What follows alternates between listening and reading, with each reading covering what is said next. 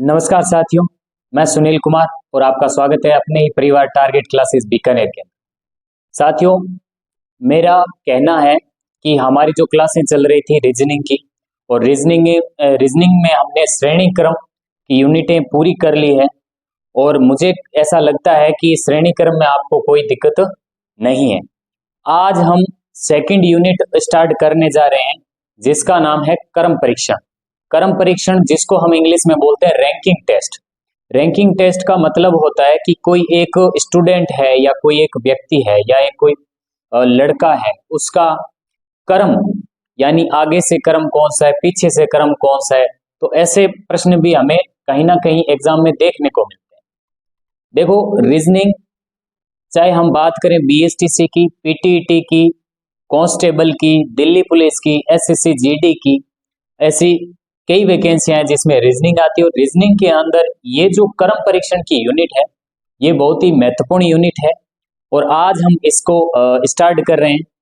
और इसके आज वीडियो एक बनेगा, उसके बाद एक और वीडियो बनेगा और दो वीडियो में आपको एकदम परिपक्वता हासिल हो जाएगी कि हाँ सर, हमें अच्छे से आ रहा है।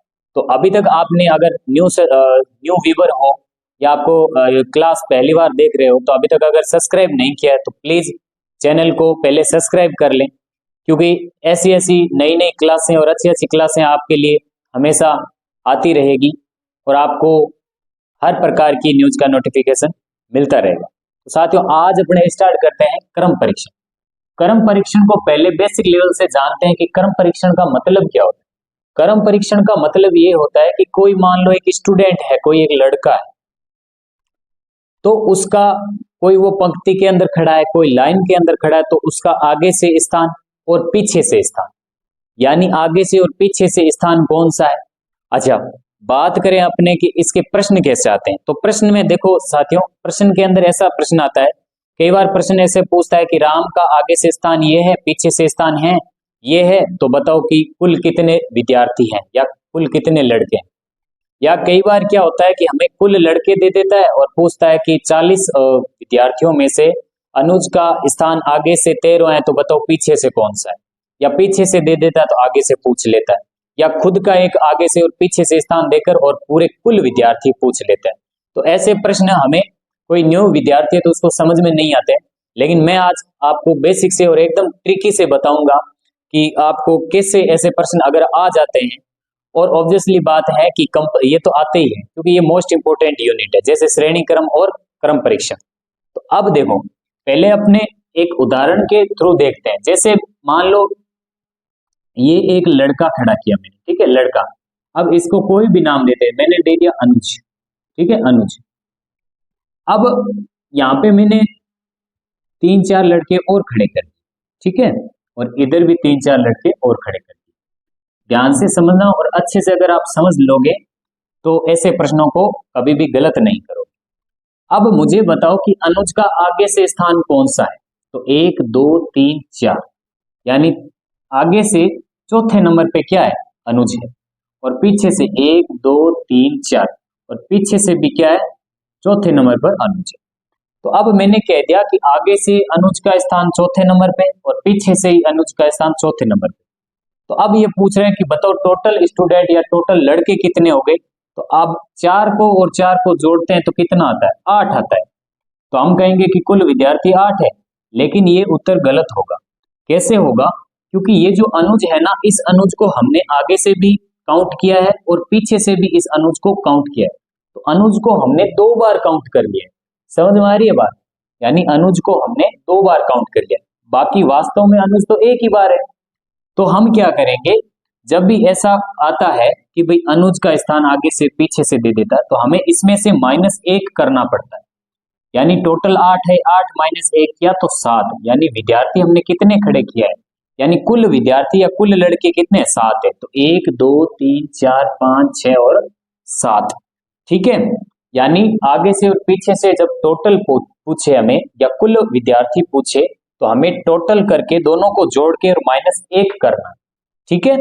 तो ये कॉन्सेप्ट आपको अगर समझ में आ गया है तो ऐसे प्रश्न आप आराम से हल कर पाओगे। तो हम अब स्टार्ट कर रहे हैं प्रश्न को।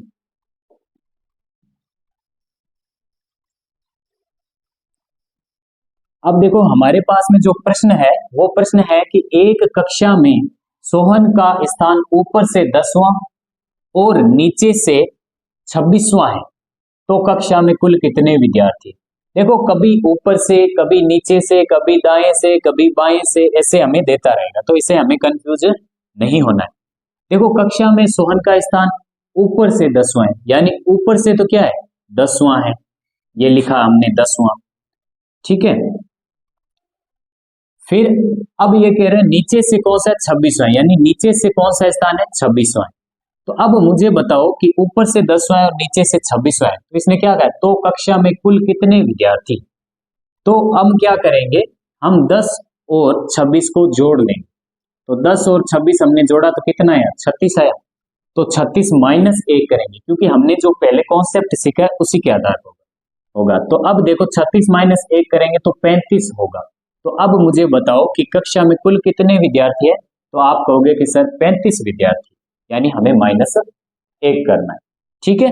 तो ऐसे प्रश्न परीक्षा के अंदर आते हैं। और अब हम करते हैं सेकंड प्रश्न। तो अब साथियों हमारा जो दूसरा प्रश्न है, दूसरा प्रश्न देखो, दूसरा प्रश्न कह रहा है कि एक पंक्ति में मुकेश का स्थान बाएं छोर से 17वां है तथा दाएं छोर से 19वां है, तो पंक्ति में कुल कितने लड़के हैं। तो हम पहले क्या लिखेंगे, मुकेश। अब मुझे बताओ ये मुकेश का बाएं छोर से कौन सा स्थान है 17वां, यानी मुकेश का बाएं छोर से स्थान कौन सा है 17वां है। अच्छा, तथा दाएं छोर से 19वां, यानी दाएं छोर से मुकेश का स्थान कौन सा है 19वां, तो पंक्ति में कुल कितने लड़के हैं। तो मुझे बताओ मुकेश का हमें दाएं छोर से स्थान ज्ञात हुआ और बाएं छोर से भी स्थान ज्ञात हो, सॉरी बाएं छोर से और दाएं छोर से स्थान ज्ञात हुआ, तो हम क्या कर लेंगे, इनको जोड़ेंगे। 7 और 9 कितने होते हैं 16, 16 का 6 हासिल लगी 1, फिर 1 और 1 2 और 1 3, यानी 36। अब क्या करेंगे, क्या पंक्ति में या पंक्ति के अंदर 36 लड़के नहीं, हम माइनस 1 करेंगे। और ये माइनस 1 क्यों करते हैं, क्योंकि इस मुकेश का स्थान इधर से भी काउंट हो रहा है और इधर से भी, इसलिए हम एक माइनस करते हैं। तो 36 माइनस 1 कितने 35, तो पंक्ति में कुल कितने लड़के हैं 35 लड़के हैं, ठीक है। अब देखो प्रश्न नंबर 3 क्या कह रहा है, प्रश्न नंबर 3 कह रहा है कि लड़कियों की एक लाइन में पूजा का स्थान बाएं छोर से 12वां, देखो 12वां, ठीक है, तथा दाएं छोर से 16वां है, तो लाइन में कुल कितनी लड़कियां हैं। तो हम सबसे पहले किसको लिखेंगे, हम लिखेंगे पूजा। अब पूजा के बाएं छोर से पूजा का स्थान कौन सा है, पूजा का बाएं छोर से स्थान है 12वां, ठीक है, और दाएं छोर से स्थान कौन सा है, आप कहोगे सर दाएं छोर से स्थान है वो है 16वां, ठीक है। तो हमें लाइन में कुल कितनी लड़कियां पूछा है, तो हम क्या करेंगे, 2 और 6 को जोड़ते हैं तो 8 आया, और 1 और 1 को जोड़ते हैं तो 2 आया, तो टोटल कितना हुआ 28। लेकिन 28 माइनस 1 करेंगे और हमारा उत्तर कितना आएगा 27, यानी लाइन में कितनी लड़कियां हैं 27 लड़कियां, ठीक है। तो ये प्रश्न ऐसे आते हैं। अब हम करते हैं क्वेश्चन नंबर 4। तो अब देखो साथियों हमारा जो प्रश्न नंबर 4 है वो क्या कह रहा है, प्रश्न नंबर 4 ये कह रहा है कि 30 विद्यार्थियों की एक लाइन में सुरेश का आगे से स्थान 17वां है, तो सुरेश का पीछे से स्थान होगा। अब हमें देखो पहले इससे जो पहले प्रश्न किए थे उसमें तो एक विद्यार्थी का आगे से, ठीक है, आगे से और पीछे से स्थान दे देता और कुल विद्यार्थी पूछ रहा था, लेकिन इसमें ऐसा नहीं। इसमें प्रश्न क्या कह रहा है कि 30 विद्यार्थी, यानी कुल विद्यार्थी भी हमें दे दिए हैं, और कुल विद्यार्थी देखकर और हमें एक ओर से स्थान दे दिया, दूसरी ओर से स्थान पूछ रहा है, तो इसमें कुछ हमें अलग करना पड़ेगा। देखो 30 विद्यार्थी को, यानी हमें ये पता चल चुका है कि टोटल विद्यार्थी कितने हैं, आप कहोगे सर 30 विद्यार्थी हैं। तो 30 विद्यार्थियों की एक लाइन में सुरेश का आगे से स्थान 17वां है, यानी सुरेश का आगे से स्थान, मैंने सुरेश लिख दिया यहाँ पे, ठीक है, सुरेश का आगे से स्थान कौन सा है 17वां है, तो सुरेश का पीछे से स्थान पूछ रहा है कि पीछे से सुरेश का स्थान क्या होगा। तो देखो साथियों इसमें हमें क्या करना पड़ता है कि मुझे एक बात बताओ, यानी आगे से 17वें नंबर पर तो सुरेश खुद है, तो 17 के बाद में बचे कितने हैं, आप कहोगे कि 17 के बाद में सर हमारे पास में 13 बचे, तो 13 17 के बाद है तो पीछे से स्थान कौन सा होगा, तो हम क्या करेंगे, कुल विद्यार्थी कितने हैं, आप कहोगे सर 30 है, तो 30 माइनस 17 करेंगे, ठीक है, क्योंकि आगे से जो स्थान दे रखा है उसको माइनस करेंगे, तो 30 माइनस 17 करेंगे, हमारे पास में आएगा 13।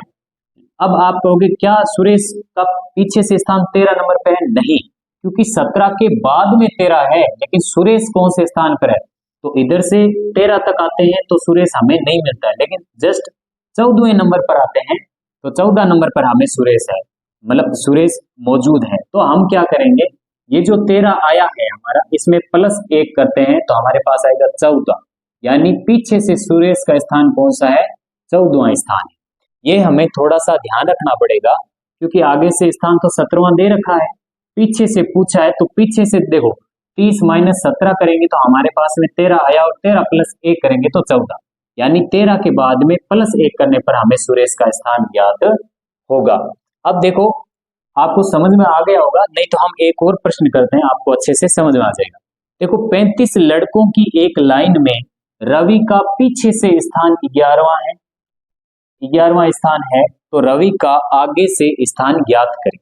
अब टोटल लड़के कितने हैं, अब टोटल लड़के हमारे पास में कितने, 35 है, तो टोटल लड़के हमारे पास कितने हुए, 35 हुए। अब इसका इस बार इसका तो आगे से दे रखा था, पीछे से, यानी प्रश्न कहीं से भी आ सकता है और कैसे भी आ सकता है, यानी अब इसमें रवि का स्थान पीछे से दे दिया, यानी पीछे से रवि का स्थान कौन सा, 11वां है, तो मैंने लिखा रवि। अब हमें रवि का आगे से स्थान पूछ लिया है कि आगे से रवि का क्या स्थान, तो हम सिंपल कॉन्सेप्ट है, हम क्या करेंगे, कुल विद्यार्थी कितने हैं 35, माइनस एक छोर से हमें क्या दे रखा है, स्थान दे रखा है, तो एक छोर से स्थान कितना है 11, तो हम क्या करेंगे 35 माइनस 11 करेंगे, 5 में से 1 घटाया 4 और 3 में से 1 घटाया 2, तो पीछे से क्या आगे से क्या 24वां स्थान है, नहीं, 24 प्लस 1 करेंगे तो हमारे पास आएगा 25, यानी पीछे से सॉरी आगे से रवि का कौन सा स्थान है, वो है 25वां स्थान। समझ में आ गई बात, यानी आगे से हमें स्थान ज्ञात हो गया। तो ऐसे प्रश्न हमें देखने को मिलते हैं परीक्षा के अंदर, और हम चलते हैं अब क्वेश्चन नंबर 6 के साथ। अब साथियों हमारा जो प्रश्न नंबर 6 है, प्रश्न नंबर देखो 6 क्या कह रहा है कि एक पंक्ति में रमेश का स्थान बाएं व दाएं दोनों छोर से 19वां है, तो पंक्ति में कुल कितने विद्यार्थी हैं। परीक्षा में हमें ऐसे प्रश्न भी देखने को मिलते हैं।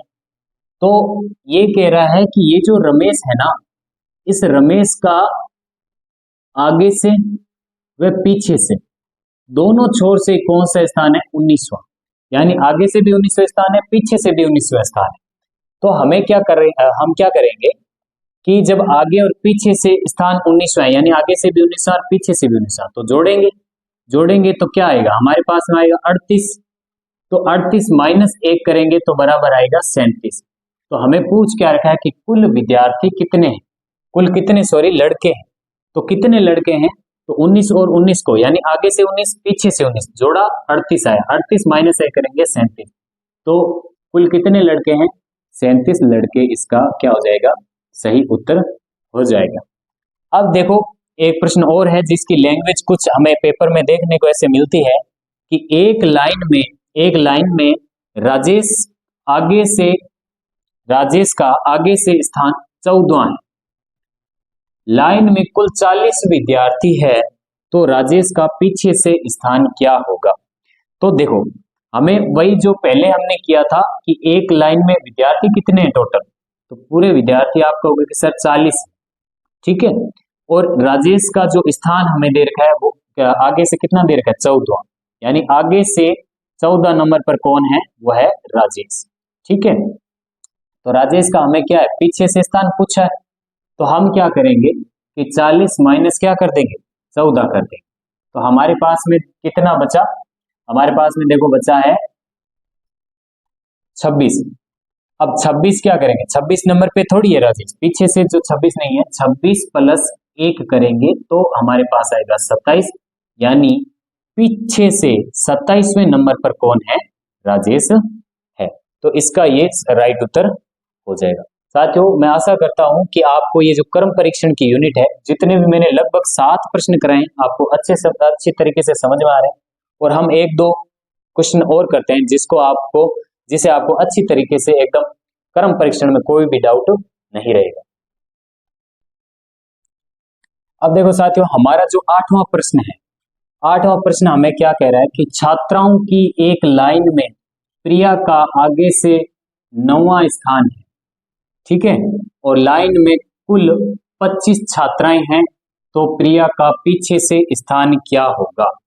अब हमें सबसे पहले कुल छात्राएं कितनी दे रखी है, कुल छात्राएं हमें दे रखी है 25, ठीक है। उसमें से जो प्रिया का आगे से स्थान, यानी आगे से स्थान कौन सा है, 9वां, तो प्रिया का जो आगे से स्थान है वो है 9वां स्थान। तो हमें प्रिया का क्या पूछा है, पीछे से स्थान पूछा है।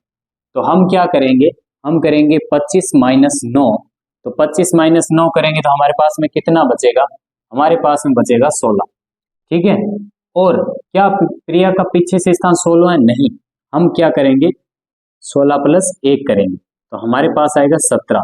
तो जो प्रिया का जो पीछे से स्थान है वो है 17वां स्थान, ठीक है। अब देखो 9वां प्रश्न हमें क्या कह रहा है कि एक पंक्ति, देखो ये जो प्रश्न है ना, ये वेरी वेरी मोस्ट इंपोर्टेंट है प्रश्न, ठीक है। ऐसे प्रश्न आपको एग्जाम के अंदर देखने को मिलते हैं।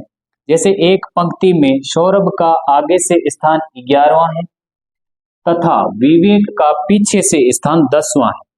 यदि ये परस्पर स्थान बदल ले तो सौरभ आगे से 18वां हो जाता है, ठीक है। सौरभ कितना हो जाता है, 18वां हो जाता है।